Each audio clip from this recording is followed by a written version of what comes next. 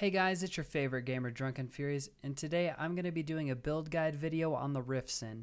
The RiftSin is an assassin that uses the Rift rune word, so if you're tired of playing all of the meta builds like a RiftSin or a pure kicker or any of the other Diablo builds like a Blizzork or something, this is the build for you. It offers a lot of diverse gameplay. It's a super style points build. Let's just be frank, super style points. But if you're into that, you guys will enjoy this video. While she's not the highest damage dealing character when compared to like a pure trapper or a pure kicker, she makes up for it in her versatility. You have multiple sources of damage, including tornadoes and kicks, which do physical damage, your lightning traps, and frozen orbs from Rift for cold damage. Now there are some important points about the RiftSin, probably the most important being that Crushing Blow does work with kicks, but Deadly Strike does not. Now all of the other important points I will go over as we look at the gear and the skill points. So let's jump in, guys. Alright guys, let's get into the stat points first. I'm running a max Vitus setup, so only enough points into strength to wear my gear, none into dexterity, none into energy, and all the rest of my points into vitality. For the skills, we max Dragon Talon. That's the only one in the martial arts that we max. Now every 6 points into this, you will get an extra kick. You can see I'm running 6 kicks, but at level, I think it's 37, I will get either 36 or 37. I will get 7 kicks. For Shadow Disciplines, 1 point into Claw Mastery, 1 point into Burst of Speed, 1 point into Fade, and 1 point into Venom. Now Venom doesn't do that much damage, but a little bit extra poison damage over 0.4 seconds helps killing monsters. Now you can't run Fade and Burst of Speed at the same time, and I would not recommend running Fade because you need Burst of Speed in order to reach the highest attack speed breakpoint. Now there might be some really weird gear setups where you don't have to run Burst of Speed and you have enough attack speed from your gear where you can run Fade, but that is very, very odd, to say the least. Now I have enough points into Fire Blast to give me 11 shots with my Death Sentry. I believe it's every 3 points into Fire Blast you get an extra shot on your Death Sentry, so enough to give me 11 shots. 1 point into Shockweb. Charge Bolt Sentry should be max, but I am only level 88, so I wasn't able to max that, so max that.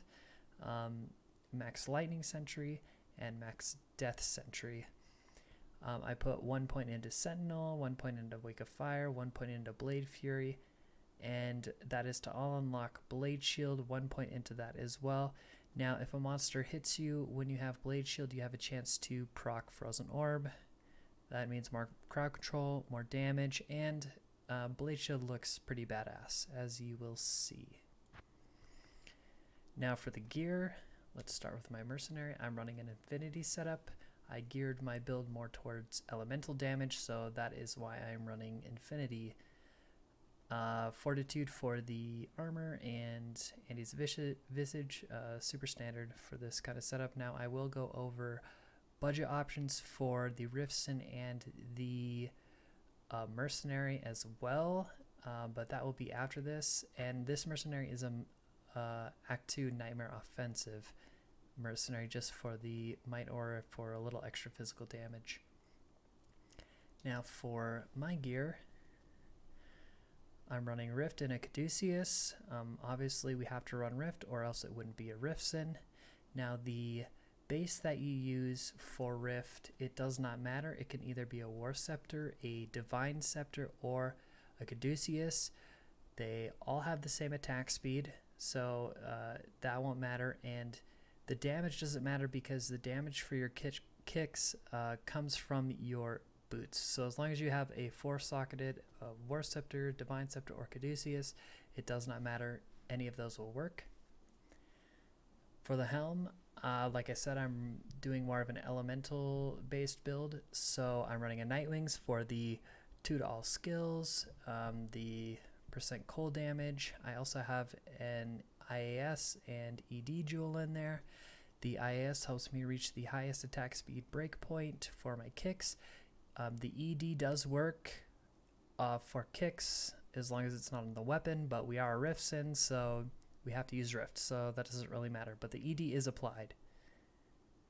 For the Amulet, I'm wearing a Mara's, probably best in slot in my opinion. For the shield, like I said, I'm gearing more towards elemental damage, so I have Headhunter's Glory with 3 cold facets in it.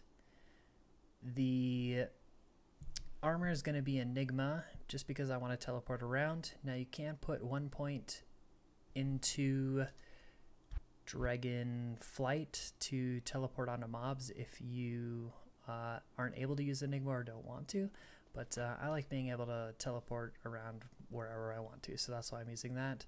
And I'm kind of doing more of a Magic Find setup as well, so the Magic Find helps out a lot.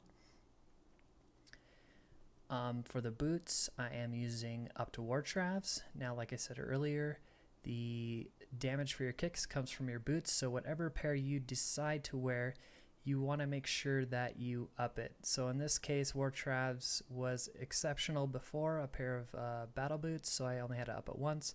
If you're going to use Gore Riders, same thing, you want to up it once. If you're going to use Goblin Toes, you want to double up it. For rings, I'm going to be wearing a Ravenfrost, super standard on any melee build. A 10 FCR ring with a bunch of other mods.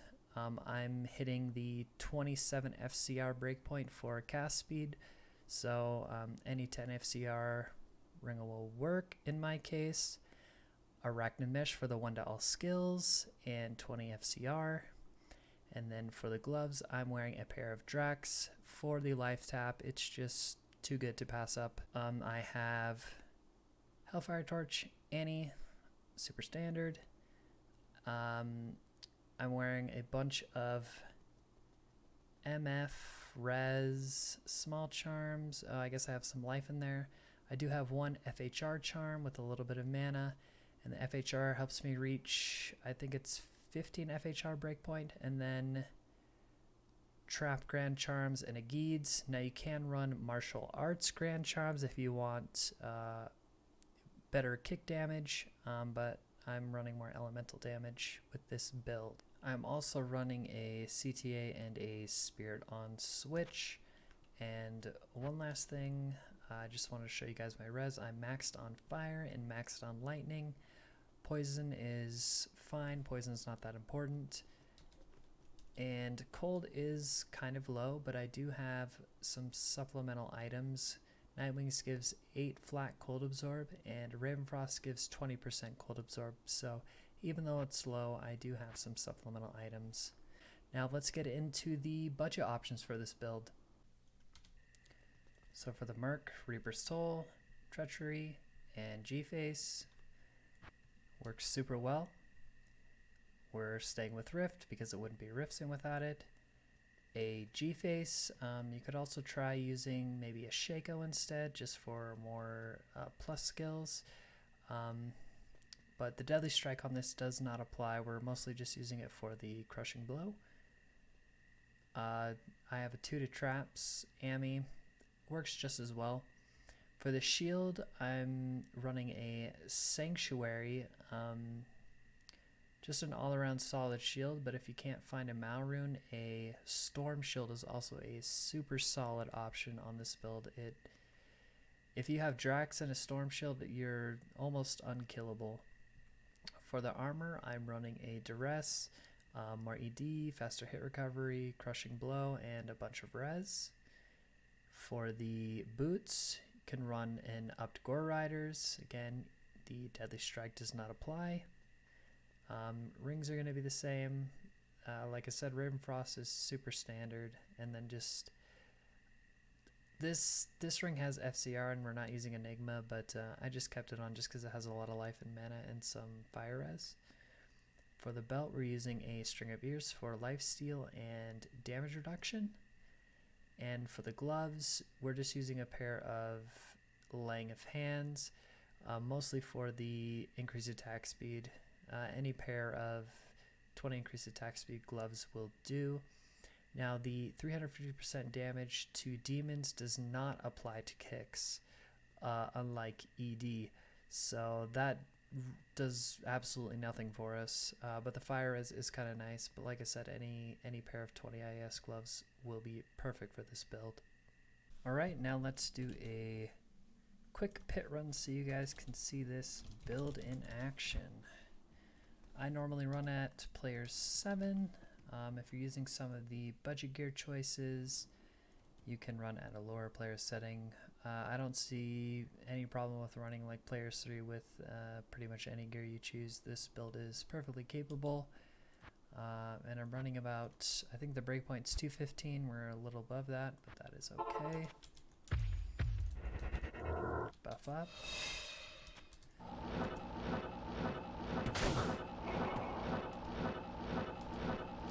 Now you can switch to your offhand if you're using Enigma for a little bit faster teleport, but I don't really worry about that.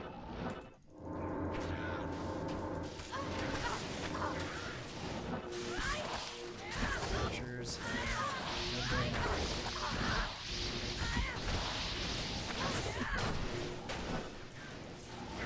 Can pretty much just teleport onto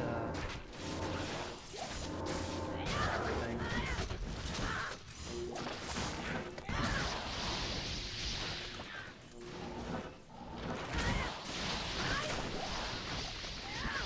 Super style points build, and she looks so badass with the blade shield on.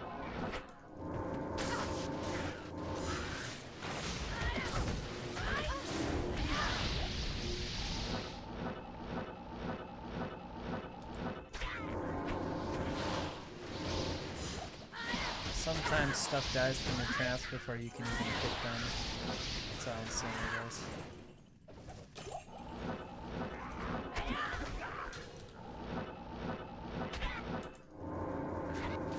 Especially these guys. The traps just melt them.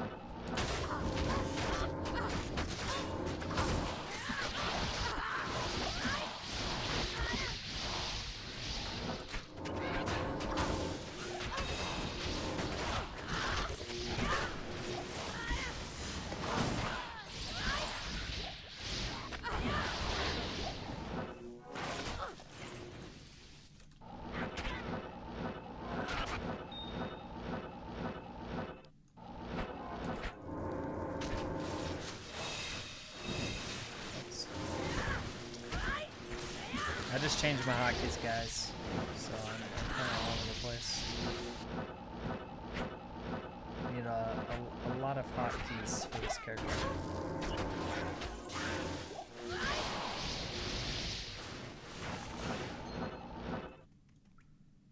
Better go just real quick. Okay, wasn't anything important. You hear a ring drop, you gotta go back.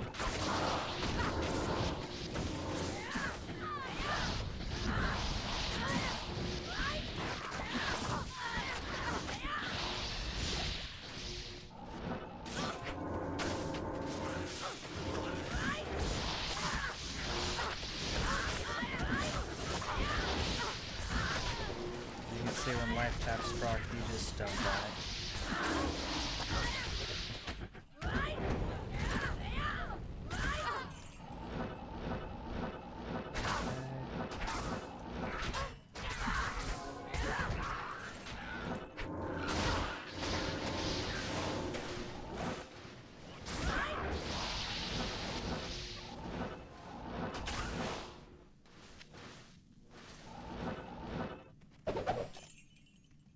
Alright, and that does it for the run.